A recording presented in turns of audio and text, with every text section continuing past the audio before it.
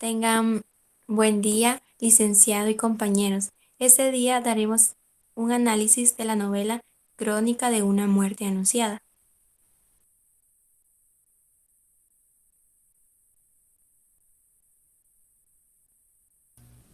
Tengan muy buenos días.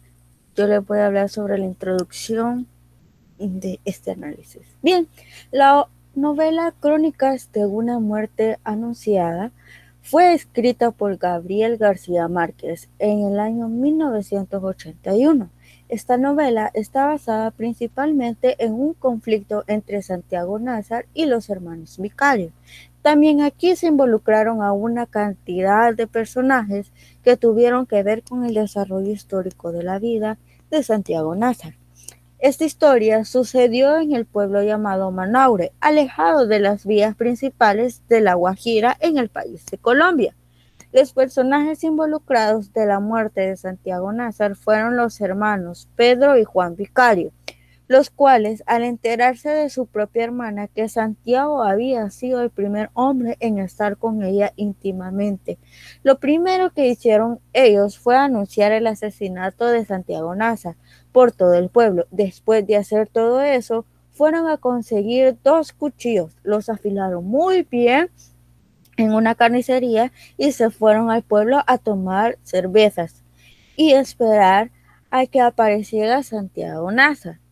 Después de haber pasado un rato, apareció Santiago y lo corretearon hasta la puerta de su casa, donde terminaron con su vida a la vista de muchos habitantes que no hicieron nada para salvar su vida.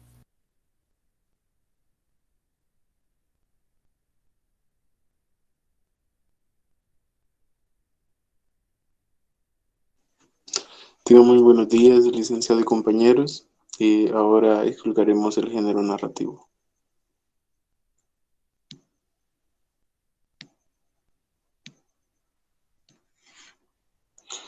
Y la identificación de la obra. Crónica de una muerte anunciada es la séptima novela de Gabriel García Márquez. Se publicó en el año 1981 y su éxito ha sido y sigue siendo muy notable. Constituye su obra más realista, pues se basa en un hecho histórico ocurrido en la tierra natal de Colombia. A este respecto, Márquez dijo en una entrevista: "No hay ni una sola línea en ninguno de mis libros que no tenga su origen en un hecho real, y en este libro es indudable". Contextualización de la obra. Ahora haremos una síntesis por capítulos. Iniciaremos con el capítulo 1. En este capítulo, Santiago Nazar es un joven de 21 años que es asesinado el día después de la boda de unos amigos. La novia, Ángela Vicario, no era virgen, por lo que el novio la devuelve a casa de sus padres. La noticia se propaga rápidamente por todo el pueblo. Todos saben que Santiago Nazar va a morir, pero nadie lo ayuda. En el capítulo 2, el novio Bayardo de San Román había llegado al pueblo 6 meses antes. Era atractivo y muy rico, y decidió casarse con Ángela Vicario en cuanto la vio. Tras la boda, descubre que la novia no es virgen y la devuelve a su madre. Los gemelos indagan para justiciar al culpable de la deshonra, y ella acusa a Santiago Nazar. En el capítulo 3, los gemelos Vicario anuncian por todo el pueblo que buscan a Santiago Nazar para matarlo. La noticia recorre de boca en boca, pero nadie trata de impedir el crimen. En el capítulo 4, Santiago es enterrado y tanto la familia de Bayardo como la familia de Vicario se marchan del pueblo. Ángela se instala en una aldea remota y allí escribe cartas a Bayardo durante 17 años. Finalmente, él vuelve con ella. En el capítulo 5, la gente del pueblo se ve muy afectada por el crimen durante años. El día del crimen, Santiago entra a la casa de su novia, Flora Miguel. Allí recibe la noticia de que los gemelos lo buscan para matarlo. Aturdido, trata de volver, pero los gemelos lo atacan y muere ante la puerta de su casa.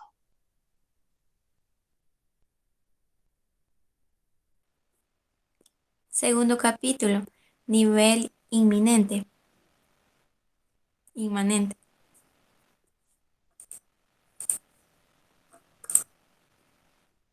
Asunto de la obra.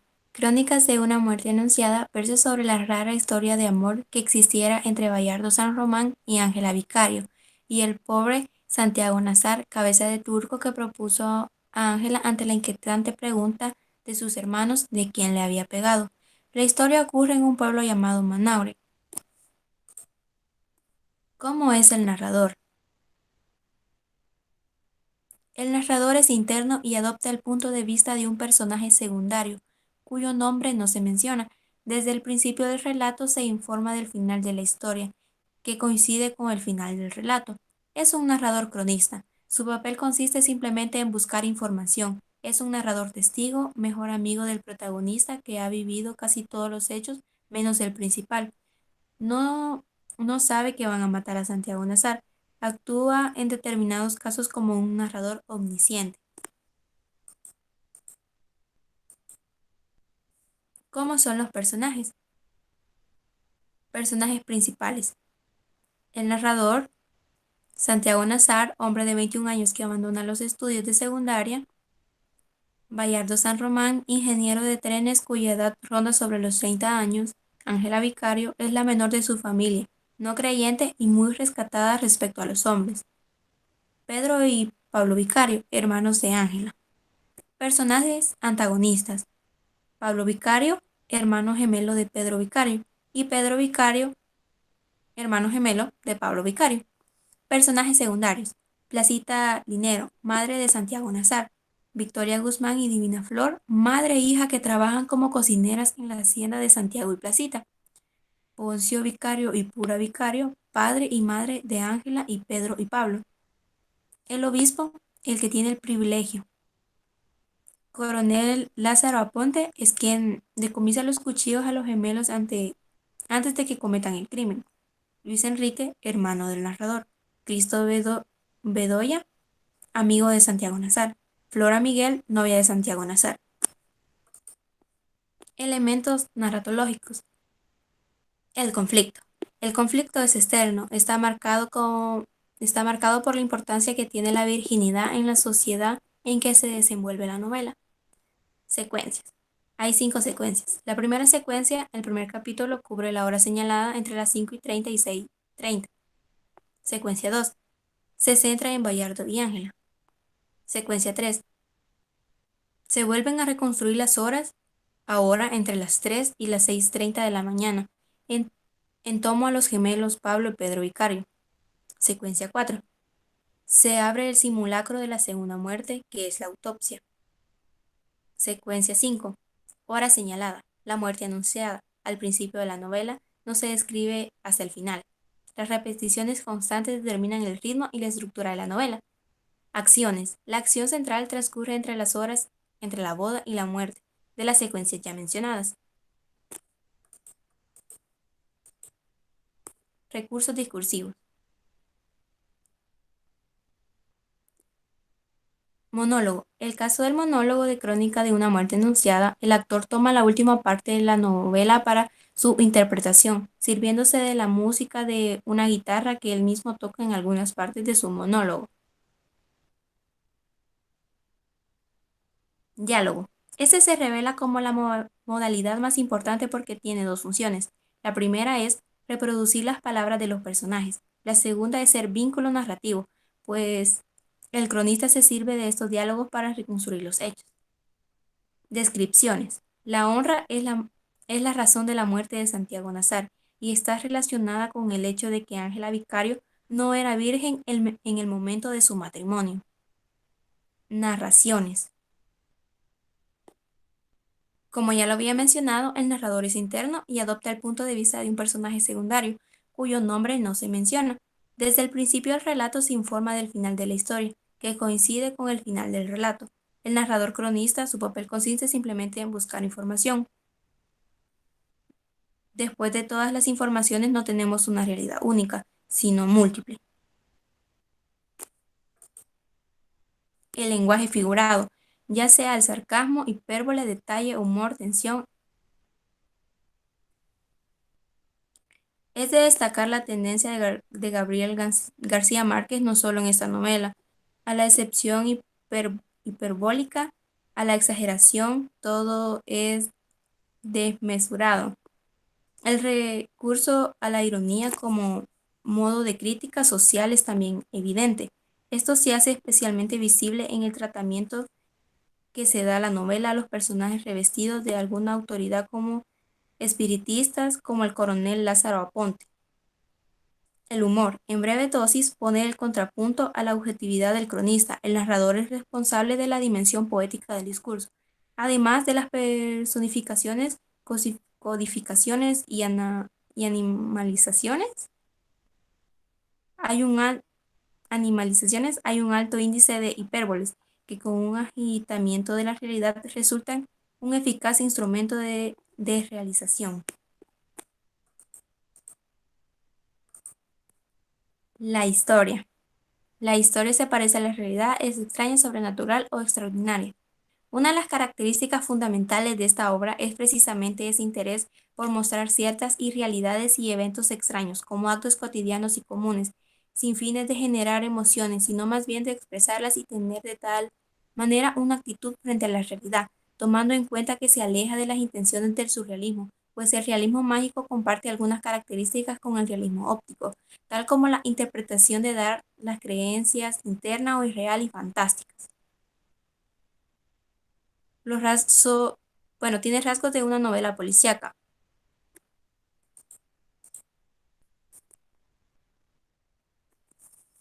Bien, entonces le voy a hablar sobre la literatura del discurso, que es el capítulo número 3.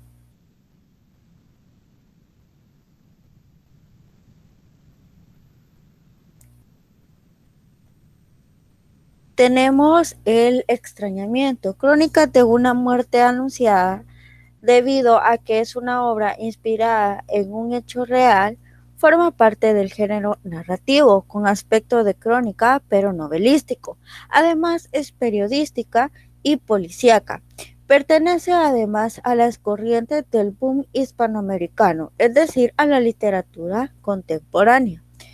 Cada uno de los capítulos incluye el acto criminal interpretado de maneras diferentes. Hay también esa escena que no atribuye mucho para el argumento, pero hace un marco simbólico de la novela. Mientras toma su café antes de salir, Santiago observa cómo la cocinera arranca las entrañas de un conejo y las tira inhumanamente a los perros. Él se hace horrorizado y le suplica que pare. Pero Victoria Guzmán tenía tanta rabia que siguió cebando a los perros con las vísceras de otros conejos, solo para amargarle el desayuno a Santiago Nazar. Cuando al final de la novela, o sea, apenas unas horas después cronológicamente, los gemelos dejan al joven ante su casa con las vísceras al aire. Él alcanzaba a levantarse y se marcha, hasta que tuvo el cuidado de sacudir con su mano la tierra que se quedó en las tripas. Poco antes de enterrarlo, los perros aullando quieren comerse las tripas. Los encierran, pero estos escapan e interrumpen enloquecidos en la casa. Urge matarlos para evitar un ataque. La figura utilizada aquí por Gabriel García Márquez es alegórica. Como un creador con bastante talento, tiene un sentido intuitivo de los latidos contemporáneos y, aunque subconscientemente, sabe extraerle el máximo partido para que sean percibidos de nuevo sin sacarlos al nivel consciente, también por sus lectores, y esto forma parte de su fascinación. García Márquez ni muestra su opinión ni juzga. Es probable que tenga sus razones para callar, ya sea por su posición de narrador objetivo o ya sea para hacernos pensar sobre los eventos y que solo saquemos las conclusiones. También por otros motivos que nunca sabremos. No importa, porque gracias a la usada nueva vía comunicativa alcanzamos a acercarnos a lo silenciado. Unos sentidos quedan naturales, aunque refrescados por los convencionales culturales de los tiempos, y estos no influyen en los actos y ni en todos los niveles de la actividad semiótica. la percepción, la implicación y el discurso. Algunas emociones que se alcanzan son miedo, súplica, cólera, angustia. Ahora vamos a ver sobre la deshabilitación. La obra nos permite, o más bien la novela nos permite establecer un contacto tal cual nos deje vivenciar y hasta formar parte de una época y en un lugar en que en realidad no conocemos y tal vez nunca vamos a conocer. Todo esto gracias a la calidad de un escritor como Gabriel García Márquez. Esta obra permite a cualquier lector vivir lo que se está simplemente leyendo. Nos hace sentir cólera porque por la incapacidad de ciertas personas de no avisar sobre las posibles tragedias. Coraje al ver cómo Santiago volteó para enfrentar a su atacante. Admiración al comprender cómo The Moment Walking sonreía al saber que su suerte ya estaba echada. El mismo sentimiento nos produjo ver con qué claridad el narrador escribía esta crónica. Nos hizo sonreír al saber que Ángela Vicario ya estaba libre de tan tamaño peso y que no importaron tantos golpes que le dio su madre, pues el premio interno era mayor que todo. Nos dio pena el viudo de Xiux y Bayardo. Por último, nos causa de sanción conformarme con la versión de Ángela, pues aún no creo que haya sido Santiago quien le quita la virginidad. Nos admiraría a decir que fue ella misma y que la verdad se sentía atracción por Santiago. Crónicas de una muerte anunciada hace sentir muchos sentimientos y también contradictorios. Nos hace reflexionar acerca de la influencia del grupo y entender sobre la corta que puede ser nuestra vida por un simple malentendido.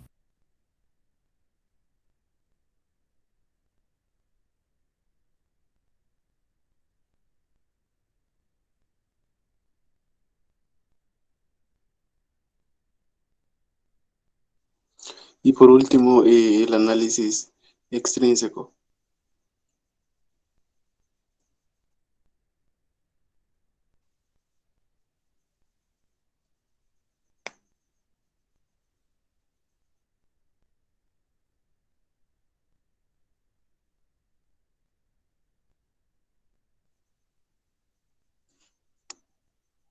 Identificación y contextualización del autor.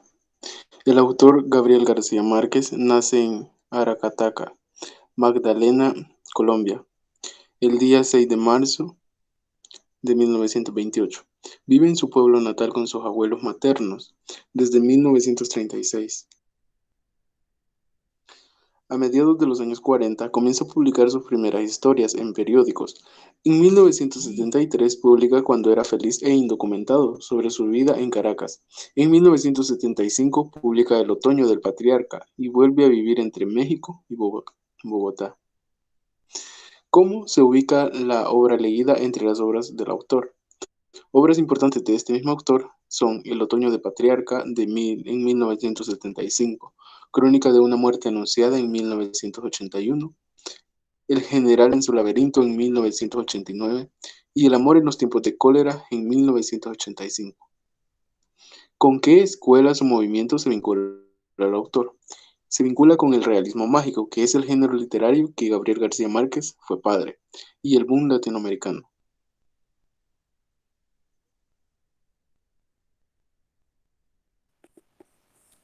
Conclusiones. La obra nos lleva a un lugar que bien podríamos pasar como irreal, pues nos plantea unos sucesos dignos de una novela, pero en realidad pueden pasar siempre y cuando se cumplan con ciertos factores como lo son en este caso las tradiciones arraigadas y el machismo. Podría concluir también con la importancia que tienen ciertos valores morales y sentimientos, como la lealtad, el amor, la venganza, la pureza, el honor, para marcar el rumbo de nuestras conductas y, por qué no, de nuestras vidas. Es de suma importancia el papel que juega la sociedad en nuestra educación.